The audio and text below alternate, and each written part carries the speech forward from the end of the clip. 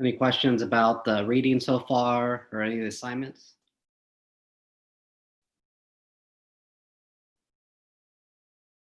Okay, so let me pull up the exam guidelines.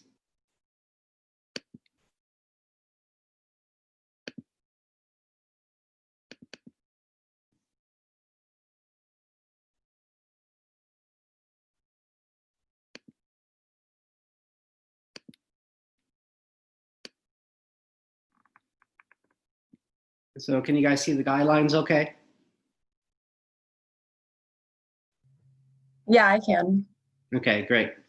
So you basically, I'll walk through this with you in a similar fashion to what I did in the review videos I put up.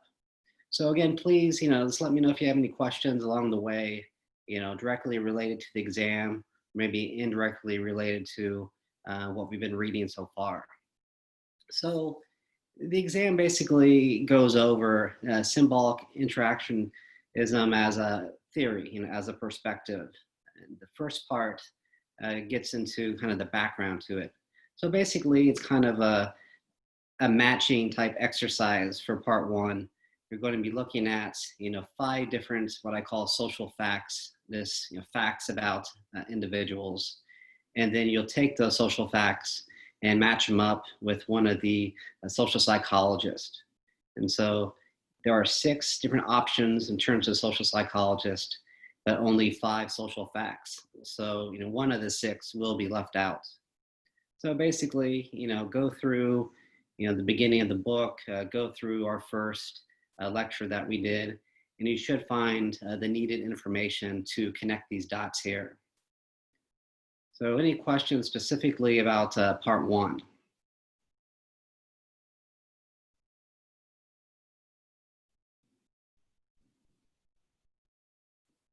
So, just to go over it quickly, look at number five. So this person, this social psychologist, focused on identity, like a lot of social psychologists, but specifically he focused on race as a variable for identity development.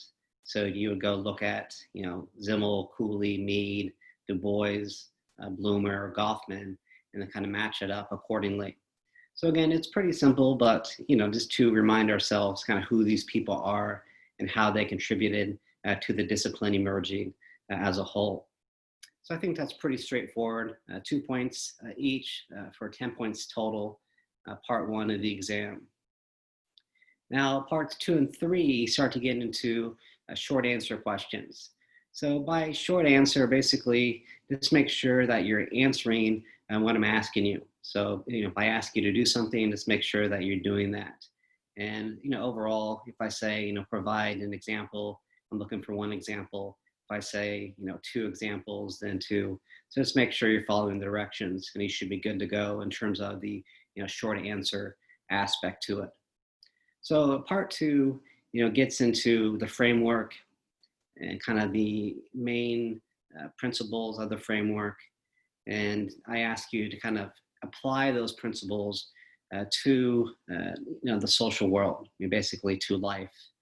And that helps us kind of understand, theoretically, this is what's going on, but also we can use that theory to see things on a more practical, real life level. So, four aspects to part two, 10 points each. And so the first one asks you to get into those three main premises of symbolic interactionism. And then, for each premise, you provide an illustration of how that would work in a real life situation. So the book does a good job of kind of unpacking the premises. I used a couple examples in the lectures. I remember I talked about Howard Becker's study on becoming a marijuana user. And then I talked about kind of a real life situation for me personally when I lived in Chicago and cutting through an alley to get to one of my night classes. And so you can, think about it and be creative, and you can apply, any type of real life situation, you personally, or this kind of situation in general, to each of the three premises. So any questions about number one and part two? No? Okay, so getting to the second part, the part two, here we're trying to just understand how meaning is fluid. So it's nothing inherent, it's nothing static. It changes over time, it changes from place to place, and it can be based on the situation as well. So here I ask you to just basically show the reader, show me an example of how meanings can change. So again, you can be approaching this from many different ways, but as long as you're just kind of showing me that here in one situation we have one meaning, but in a different type of situation we have a different meaning, and that's what I'm looking for. Trying to capture the fluidity of meaning, the fluidity of culture as a whole, because that's something that comes up again and again. I'm doing these lectures that I've been uploading, and basically every lecture there's a component of the importance of context, the fluidity of identity and meanings. So that's what I ask you to kind of unpack for number two. So anything I can do to address that further? Okay, well, again, let's jump in if I can elaborate. So number three, we're looking at how there's a link between meanings and action. And so here, basically, another kind of main principle of symbolic interactionism, the meanings we have towards something, about something, can influence how we act in a situation. And so again, the book does a good job of talking about this. In the lecture on this topic, I talked about a few different things. How you define online learning can influence how you act towards your online classes. If you believe online learning is something that's not valuable, something that you're not good at, those definitions can influence how you engage yourself with the online experience. On the other hand, if you're more kind of arbitrary about it, it's not bad, it's not the best, but it is what it is, then you're going to act towards it in a different way. Or if you believe that online learning is superior, it's a good way to educate individuals, and then you'll kind of embrace it more and be more engaged. So that's what we're looking at there. Just kind of take a situation and kind of in that situation show how meanings we attach to it can foster one type of behavior or another. So just as an example, how do people define the importance of these live sessions based on the attendance of these the last couple of weeks? People don't think they're too significant, but maybe meanings will change throughout the semester when more people start to show up and more people start to kind of get engaged in these sessions. Fingers crossed. So let's get to number four. Here we're kind of looking at the same thing, the meaning and the action, but rather simply on the individual level, we're looking at a more collective level. So, right now there's a lot of collective movements going on. So you could use kind of real life examples or just kind of general examples of how people come together to promote and actually conduct social movements.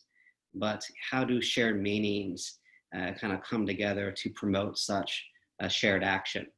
So similar question to number three, but kind of taking it up a level to a more, kind of macro focus rather than a micro one, simply on the individual. So any questions about three or four?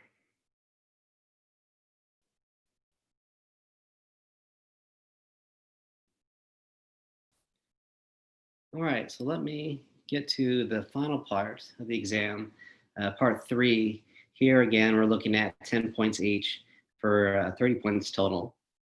And this part of the exam kind of gets away from the different ideas and premises of the perspective. And now we kind of look at the perspective in terms of how we do it, how we go about researching, collecting information, how we go about kind of interpreting that information after or perhaps before it's even collected. So the first one gets at methods of research. So basically, when it comes to using symbolic interactionism, what's the preferred method of research? Is it qualitative or is it quantitative? And we distinguish the two by saying quantitative research is about, collecting numerical information, collecting kind of numbers and coding different variables and quantifying those variables, and then basically crunching the numbers and seeing, different percentages changing, seeing if something is significant in terms of statistics. Qualitative is more about, collecting information that's non-numeric. Basically, you collect verbal information through interviews, through focus groups. You go out and you participate in different activities, and you observe different activities. And so, it's, two different forms of research. And I ask you, of the two, which is a better fit for symbolic contractionism? Sometimes symbolic contractionism uses one or the other. Often they include both. But overall, we can say that there is a pattern that one is used more than the other. So which is used more overall, then why is it used more? Why is that considered to be a better fit for the perspective compared to the other research method? So any questions about research methods? Okay, well, a lot of you did a good job with your questions in terms of talking about methods and such. So, sometimes you can even refer back to the reading questions to kind of, go back to where you've already talked about some of this information. So number two, moving away from research methods, now we're getting into theoretical approaches. So when it comes to using theory within the perspective, is it a more traditional approach? And by traditional, it's where you have a theory from the get-go, and before you collect information, and you kind of use that theory, as you're collecting it to interpret what's going on. And on the other hand, we can say that there's a grounded theory approach. The grounded theory approach is you don't have anything at the beginning.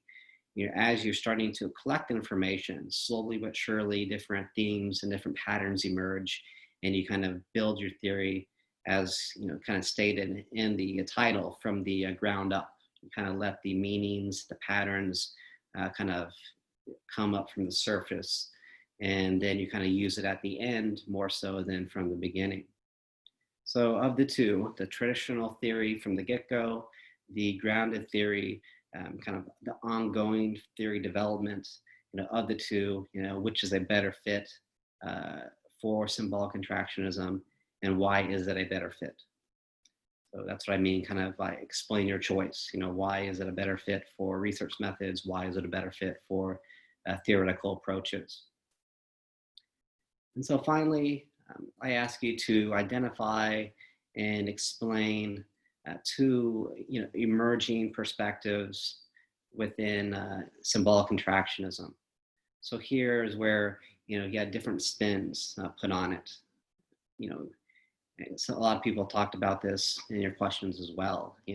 If you're taking kind of a feminist approach to meanings are going to be interpreted in one direction.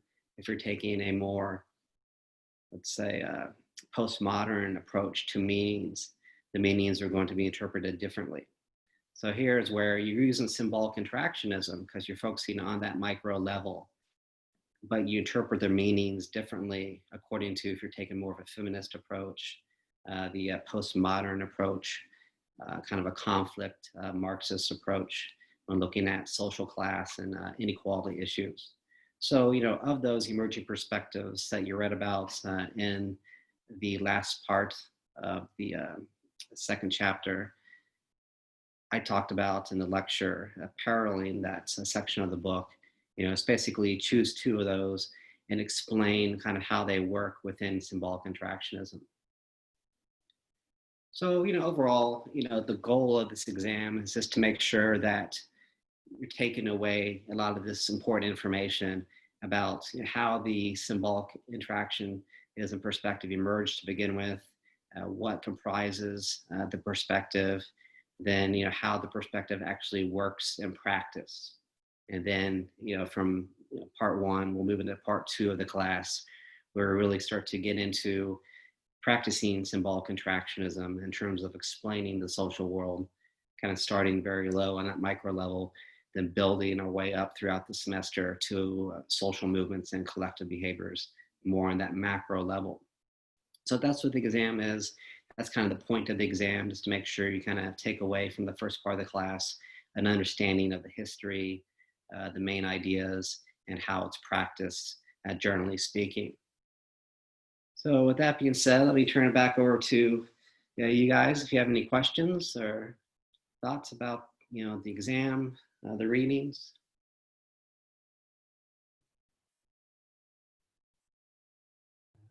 Do we just type the answers right on the outline you have? Or That's do up we to make you. like, I mean, you okay, can have a separate page and kind of do it accordingly. You can do it, just kind of use the document I provide and kind of do it within that. I imagine I'll get a few different versions, but as long as you're addressing what I'm asking you to address, and it doesn't matter kind of how you format it. So, I okay, can see some people just doing like, one and then the person's name, two and the person's name, or you can, type it in and maybe underneath it or something like that. So that's up to you, whatever you feel most comfortable with.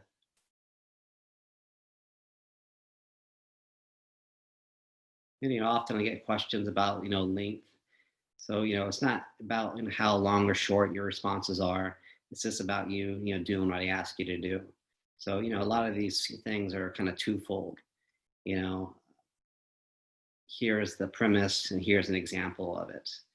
Here is the preferred research method, and this is why it is preferred research method. So as long as you're, addressing everything that I want you to address, the length of your responses will vary student to student, but it's not about how long or short it is. It's about you actually doing what the exam asks you to do.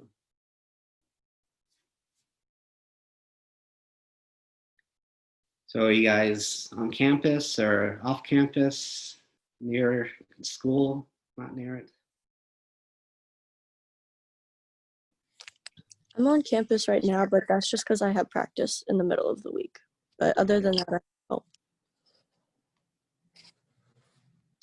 So yeah, I mean, you apply this symbolic interactions into like going to campus now. It's, this experience is much different, rather than, usually in the third week of the semester, there's still kind of that buzz of the, beginning of the fall semester that people have, coming back to campus from summer.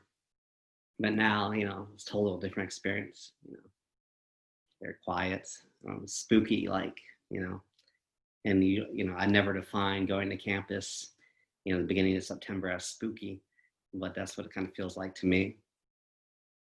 But the more I go to my office, like later today, I'll do my 3 other class live sessions. I do those in my office. And so the more I kind of get used to going there, the less spooky it is.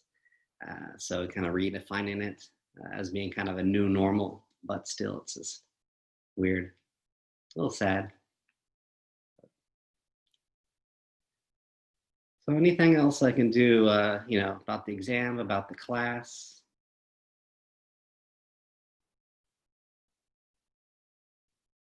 All right, so, again, always feel free to reach out to me if you have any thing you'd like to discuss.